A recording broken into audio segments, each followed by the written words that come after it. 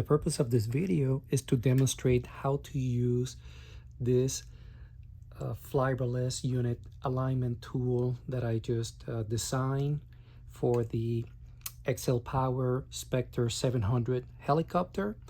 So this tool has a couple of lips spaced correctly so that they fit on the fiberless unit tray cutouts on the Specter 700, and it's a bit of a pressure fit.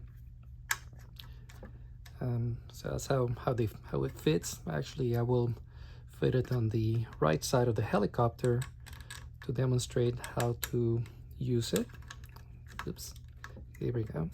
And then here we just take a fiberless unit of choice, let's say the Neo, and as long as you install the Neo along this edge of the fiberless alignment tool, the unit will be squared with the airframe.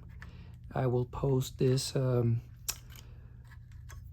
tool on Thingiverse, and I hope people find it helpful.